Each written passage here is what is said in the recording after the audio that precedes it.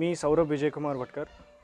UPSC civil service exam 2019मध्ये माझा देशात 695 रँक आला होता आणि माझी नियुक्ती इंडियन ऑडिट अँड अकाउंट सर्व्हिसेसमध्ये ऑफिसर ट्रेनी म्हणून 2020 साली झाली. 2017 साली शासकीय अभियांत्रिकी महाविद्यालय कराडमधून मी इलेक्ट्रिकल इंजिनिअरिंगची पदवी घेऊन पासआउट झालो होतो. जसं आपण नेहमी म्हणत असतो की उच्च ध्येय असेल तर तुम्हाला सुरुवातीपासूनच त्याच्यासाठी फार प्रयत्न करावे लागतात. ते ध्येय तुमच्या समोर लहानपणीपासूनच तुमच्या डोळ्यासमोर असावं लागतं. हे आपण बऱ्याच वेळेला ऐकत असतो, पण माझ्या UPSCचा प्रवास सांगायला झालं तर त्याची सुरुवात मी जोपर्यंत ग्रॅज्युएट झालो नाही तोपर्यंत झाली नव्हती. ज्या वेळेला माझं ग्रॅज्युएशन पूर्ण झालं त्यावेळेला स्वतःकडं बघण्याच्या दृष्टीने स्वतःचं मी निरीक्षण केलं की ग्रॅज्युएशनच्या 4 वर्षामध्ये माझे व्यक्तिमत्व कशा प्रकारचं होतं, मला कोणत्या गोष्टींमध्ये रस होता, हे सगळ्यांचं आकलन केल्यानंतर मला समजून आलं की मला इच्छा आहे की मी अशा सेवेमध्ये जावं जिथे मला जास्तीत जास्त लोकांसोबत काम करता येईल आणि लोकांसाठी काम करता येईल. कॉलेजच्या जीवनामध्ये 4 वर्षाच्या मी बऱ्याच वेळेला ऑर्गनायझेशनल ॲक्टिव्हिटीजमध्ये फार इन्व्हॉल्व होतो. जसं आमच्या कॉलेजचं योगा क्लब असेल किंवा डायस क्लब एक होता, ज्याच्यात आम्ही मुलांना प्लॅटफॉर्म द्यायचो वादविवाद स्पर्धेसाठी, इलोकेशन कॉम्पिटिशनसाठी. अशा बऱ्याच स्पर्धा आम्ही ऑर्गनाईज करायचो. बरेच इंटरनॅशनल रोबोटिक्स चॅलेंज कॉम्पिटिशनसुद्धा कॉलेजमध्ये ऑर्गनाईज आमच्याच क्लबनं केलं होतं. अशा बऱ्याच ऑर्गनायझेशनल ॲक्टिव्हिटीजमध्ये माझा आधीपासूनचा असणारा सहभाग आणि त्याच्यावरून मला शेवटी माझ्या बाबतीत कळालेली गोष्ट की मला लोकांसोबत आणि लोकांसाठी काम करण्याची तीव्र असणारी इच्छा. त्याच्यामुळं मी इंजिनिअरिंग झाल्यानंतर UPSCची सिव्हिल सर्व्हिस एक्झाम, ज्याच्यामधून IAS, IPS, फॉरेन सर्व्हिस आणि अजून 21 सेंट्रल गव्हर्नमेंटच्या जॉब्स यांच्यासाठीचं सिलेक्शन होतं, ते घेण्याचा मी निर्णय घेतला. बरेच लोक या परीक्षेच्या प्रिपरेशनसाठी इंजिनिअरिंग सुरू झाल्यापासूनच सुरुवात करतात. माझ्या बाबतीत तसं नव्हतं. इंजिनिअरिंग झाल्यानंतर कोल्हापुरातच मी माझ्या घरी राहून या परीक्षेला आवश्यक असणाऱ्या सगळ्या गोष्टींचं आकलन करण्यास सुरुवात केली. ग्रामीण भागातले बरेच विद्यार्थी मी बघतो जे परीक्षेसाठी, ही परीक्षा देण्यासाठी किंवा पास होण्यासाठी अतोनात कष्ट आणि मेहनत घेत असतात. त्या सगळ्यांना उद्देशून मला हे सांगायचं आहे की कोणत्याही परीक्षेचं तयारी करण्याची पहिली पायरी ही त्या परीक्षेचं आकलन करण्यापासून व्हावी. त्याची पहिली गोष्ट म्हणजे तुम्ही त्या परीक्षेच्या पॅटर्नला लक्षात घेतलं पाहिजे, जे फक्त आणि फक्त शक्य आहे जर तुम्ही त्या परीक्षेमध्ये विचारले गेले 4-5 वर्षाच्या प्रश्नपत्रिकेची ॲनालिसिस किंवा चाळणी केली तर. पहिली पायरी ही असावी की तुम्ही गेले 5 वर्षाचे त्या परीक्षेमध्ये विचारलेल्या सगळ्या प्रश्नपत्रिका घेऊन त्याचं आकलन, त्याचं ॲनालिसिस, कोणत्या विषयांवर जास्त भर दिलेला आहे, कोणत्या प्रकारच्या पुस्तकातून अशा प्रकारचे प्रश्न विचारले जाऊ शकतात, त्याचं आकलन तुम्ही करून घेणं गरजेचं आहे. दुसरी गोष्ट अशी आहे की बऱ्याच वेळेला UPSCचे प्रिपरेशन करणारे ॲस्पिरंट्सना मी बघतो, त्यांना सिलेबसचं योग्य ज्ञान नसतं. कोणता भाग सिलेबसमध्ये आहे, कोणता नाही आहे असा विचारला असता बऱ्याच वेळेला ते त्यांच्या चेहऱ्यांवर मी प्रश्नचिन्ह पाहतो, कारण त्यांनी स्वतःच तो सिलेबस कधी वाचलेला नसतो. तर दुसरी गोष्ट तुम्हाला करायची आहे तर ती पूर्णपणे UPSCचा जो जनरल स्टडीज 1, 2, 3, 4चा सिलेबस आहे, शिवाय तुमचा जो ऑप्शनल सब्जेक्ट आहे जो UPSCमध्ये 500 मार्कांसाठी मेन्स परीक्षेमध्ये असतो, त्या सगळ्यांचा सिलेबस तुम्ही सुरुवातीलाच योग्य रीतीने वाचून घेतला पाहिजे आणि ते कोणत्या कोणत्या बाबीशी निगडीत आहे आणि त्याच्यावरूनच कोणकोणती पुस्तकं आपण वापरली पाहिजेत याचं तुम्हाला नीटपणे आकलन झालं पाहिजे. तिसरी गोष्ट आहे, कोरोनाच्या काळामुळे आपण सगळेच लोक जे काही आपले कोचिंग इन्स्टिट्यूट पुण्यात किंवा मुंबईमध्ये किंवा दिल्लीमध्ये आहेत ते सोडून सगळेच लोक आता आपापल्या घरी येऊन राहिलेले आहेत, UPSC MPSCचे सगळेच ॲस्पिरंट्स. तर आधी प्रश्न असा असायचा की या परीक्षेच्या तयारीसाठी आम्ही दिल्लीला किंवा पुण्याला जाण्याची गरज आहे का. मला तुम्ही विचाराल तर मी नक्कीच सांगेन की अशी काही फारच आवश्यकता आहे असं मला नाही वाटत, कारण या परीक्षेची तयारी मी पूर्णपणे घरी बसून, माझ्या कोल्हापूरच्या घरी बसूनच स्वतःच्या घरात राहून केलेली आहे. या परीक्षेच्या अभ्यासाला म्हणून मी अशी कोणती लायब्ररीसुद्धा जॉईन केली नव्हती की जेणेकरून मी बाहेर जाऊन तिथे जाऊन अभ्यास करत बसायचो. पूर्णपणे मी दिवसाचा पूर्ण वेळ माझ्या घरात बसून त्याचा अभ्यास केलेला आहे. परीक्षेला आवश्यक असणारी सगळ्यात महत्त्वाची गोष्ट, ज्या पहिल्या 2 पायऱ्या आहेत, जुने पेपर 4-5 वर्षांचे, सिलेबस, ह्या पहिल्या 2 महत्त्वाच्या पायऱ्या, त्या तुम्ही स्वतः लक्ष देऊन नेमकं त्याच्यामध्ये काय विचारलं आहे, कोणता सार आहे, हे तुम्ही बघितलं पाहिजे. तिसरी पायरी आहे की आत्तापर्यंत UPSCच्या परीक्षेमध्ये यावर्षी असो, मागच्या वर्षी किंवा आणि 2 वर्षापूर्वीचे जे काही टॉपर्स आहेत त्या सगळ्यांची यूट्यूबवर लेक्चर्स असतात. अभ्यास कसा करावा त्याच्यावर ते गाईड्स करत असतात. तो गायडन्स तुम्ही नीटपणे समजून घेऊन अशा 1-2 नाही तर अशा बऱ्याच 15, 20, 25 जे काही टॉपर तुम्हाला दिसतील यूट्यूबवर, त्या सगळ्यांकडून तुम्ही त्या सगळ्यांचे लेक्चर्स बघितले पाहिजेत, त्यांचं आकलन करून घेतलं पाहिजे. नेमकं त्यांना काय म्हणायचं आहे, कोणती पुस्तक त्यांनी वापरले आहेत, कोणते कोचिंग त्यांनी केले आहेत, त्यांनी कोचिंग केलं का नाही केलं, या सगळ्या बाबतीचं ज्ञान तुम्हाला त्या यूट्यूबच्या व्हिडिओमधून होईल. सुरुवातीचा माझा पहिला टप्पा परीक्षेच्या तयारीचा जो पहिला महिना होता तो मी या 3 गोष्टींवर खर्च केला होता. जुने पेपर्स, परीक्षेचा सिलेबस आणि टॉपर्सचे व्हिडिओ. पूर्ण 1 महिना मी माझ्या घरात बसून या सगळ्या गोष्टींचं आकलन आणि स्वतःच त्याचं विश्लेषण करून घेतलं होतं. आणि त्याच्या अंती मला हे कळालं की या परीक्षेला क्लास लावण्याची मला गरज नाही. आता हा झाला क्लासचा प्रश्न. दुसरी गोष्ट असते, परीक्षेच्या प्रिपरेशन करत असताना काही वेळेला तुम्हाला असं वाटत असेल की नाही, मला गोष्टी कोणतर समजून सांगितल्या तरच त्या कळतात, त्यामुळे मला क्लासची गरज आहे. अशा बाबतीत प्रश्न येतो फायनान्सचा.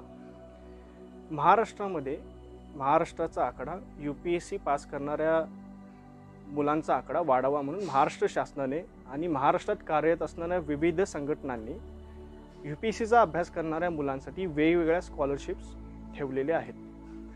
त्या बऱ्याच वेळेला आपापल्या कॅटेगरीनुसार पण असतात. उदाहरण जर द्यायचं झालं तर बार्टी ही संस्था जी पुण्यामध्ये आहे ती SC/ST कॅटेगरीच्या मुलांना, जी दिल्लीमध्ये जाऊन प्रिपरेशन करते, त्यांना आर्थिक सहाय्य करते.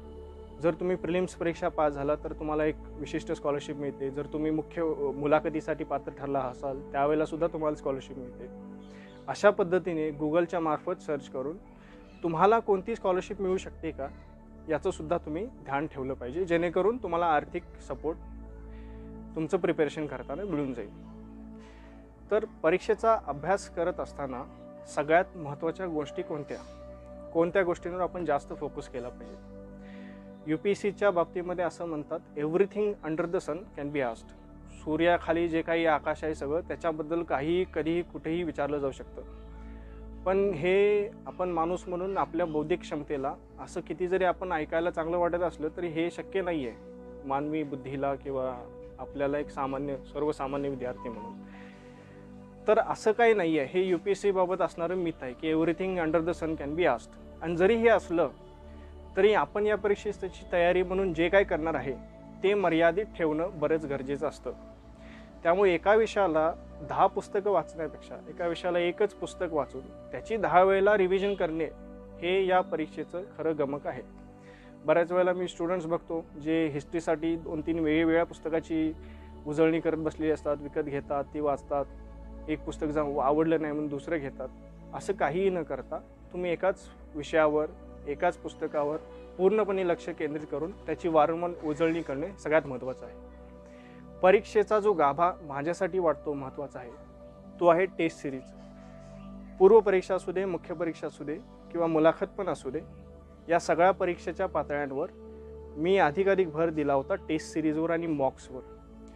पूर्व परीक्षेच्या आधी जवळपास माझ्या 50 ते 60 टेस्ट सोडवून झाल्या होत्या आणि त्याची 7 ते 8 वेळा रिव्हिजन केली होती. त्याच्यामुळे मी ज्यावेळेला ॲक्च्युअल पूर्व परीक्षेसाठी गेलो होतो, बरेच प्रश्न मला असे आढळून आलेत की जे मी माझ्या टेस्ट सिरीजच्या अभ्यासावरून काही अजून थोडं बुद्धी लावून ते मी व्यवस्थित सोडवू शकलो. त्याच्यामुळं पहिल्या अटेम्प्टमध्ये सुद्धा आणि दुसऱ्या अटेम्प्टमध्ये सुद्धा पूर्व परीक्षा पास होताना मला कोणत्याही प्रकारचा अडथळा आला नव्हता. मुख्य परीक्षेसाठी पण तसंच आहे की मी जी टेस्ट सिरीज लावली होती माझ्या ऑप्शनल सब्जेक्टसाठी, पॉलिटिकल सायन्स अँड इंटरनॅशनल रिलेशनसाठी, त्याची मी वारंवार उजळणी करत होतो.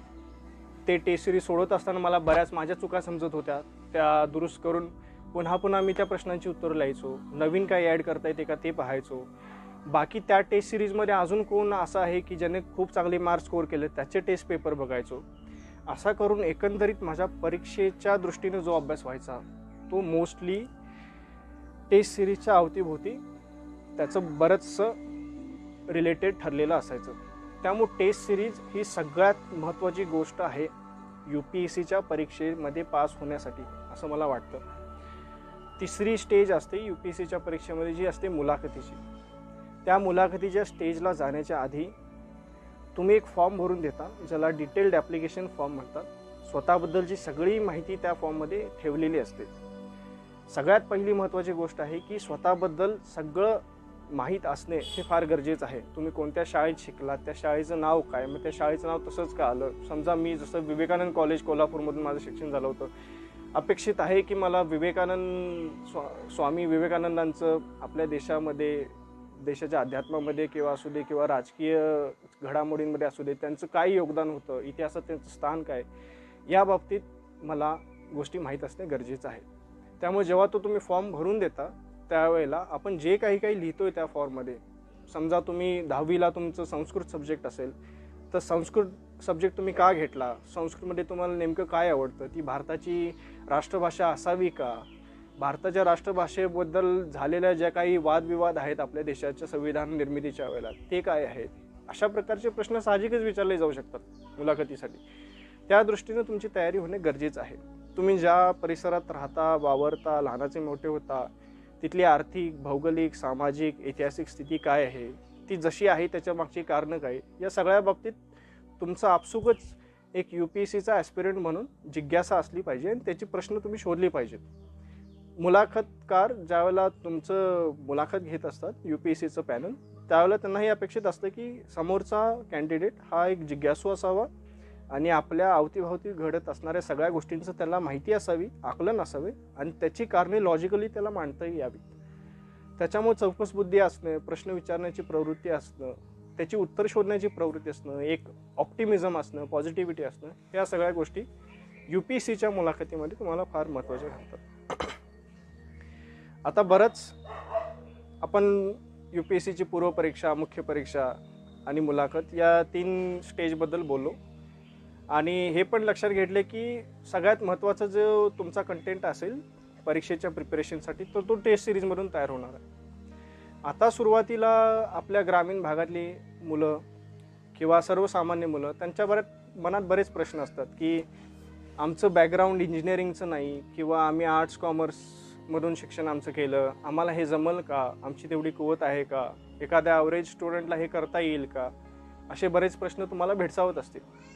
तर त्याच्या बाबतीत मला सांगायचं आहे की मी स्वतः पूर्ण वाचलेलं नाही आहे स्टील फ्रेम, पण एक पुस्तक आहे मराठीत स्टील फ्रेम नावाचं, ज्याच्यात बरेच महाराष्ट्रीयन अधिकाऱ्यांबद्दल त्यांचे स्वतःचे अनुभव लिहिलेले आहेत आणि ते वाचता वाचता तुम्हाला असं लक्षात येईल आणि इवन आत्ताचे जे रिझल्ट आहेत ते बघितल्यानंतर तुमच्या लक्षात येईल UPSCची परीक्षा ही फक्त एका इलीट आणि पहिलीपासून इंजिनिअरिंगपर्यंत टॉपच करणाऱ्या सगळ्या मुलांनी पास झालेली आहे असं काही नाही आहे.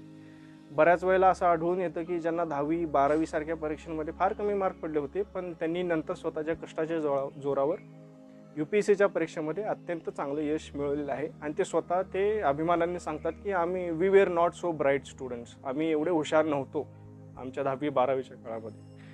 तर असा कोणताही न्यूनगंड किंवा मी गावाकडचं आहे मग ती इंग्लिशमधून UPSCची परीक्षा असते ती मला जमेल का, किंवा UPSCची मुलाखत देताना मला काही प्रॉब्लेम येईल का, मग तिथं मी माझं खेड्याचं बॅकग्राऊंड असल्यामुळं मला तिथं कमी मार्क पडतील का. तुम्ही आसपास जर सर्च केला असाल आणि UPSCच्या परीक्षेमध्ये इच्छुक असाल तर तुम्हाला दिसून येईल की जे कोल्हापुरातूनच बरेच सिनियर ऑफिसर झालेले आहेत, कोण फॉरेन सर्व्हिसमध्ये होतं, कोण आता IPSमध्ये आहेत, कोण IASमध्ये आहेत, त्या बऱ्याच जणांची स्टोरीज अशाच आहेत. ते सगळे स्वतः एका ग्रामीण पार्श्वभूमीतून असलेले होते, त्यांनासुद्धा हे सगळे प्रॉब्लेम होते, पण सगळं असतानासुद्धा त्यांनी स्वतःच्या कष्टाच्या जोरावर त्या परीक्षेचं नेमकी नस ओळखून त्याला नेमकं काय केलं पाहिजे तो नेमकेपणा ठेवून, सातत्य ठेवून, स्वतः कष्ट करून या सगळ्या ज्या अडचणी आणि जे सगळे प्रश्न आहेत त्याच्यावर त्यांनी स्वतःहून मात केलेली आहेत. तर हे सगळे न्यूनगंड न बाळगता आत्मविश्वासाने आपलं ध्येय नक्कीच निश्चित करून एक साचेबद्धपणा ठेवून नियमितता ठेवून अभ्यासामध्ये जर या परीक्षेची तयारी केली, आपण या परीक्षेचं नस ओळखली, या परीक्षेची मागणी काय आहे ओळखली, तर या ज्या पूर्व, मुख्य आणि मुलाखती अशा 3 पातळ्या आहेत या परीक्षेच्या, याच्यातून नक्कीच तुम्ही पार होऊन या परीक्षेत यशस्वी होऊ शकाल. आता हाही प्रश्न येतो की ही परीक्षा खरंच देण्याची गरज आहे का, किंवा ती कोण द्यावी, कुणाचा कल याच्याकडे असावा आणि मी ती परीक्षा का दिली.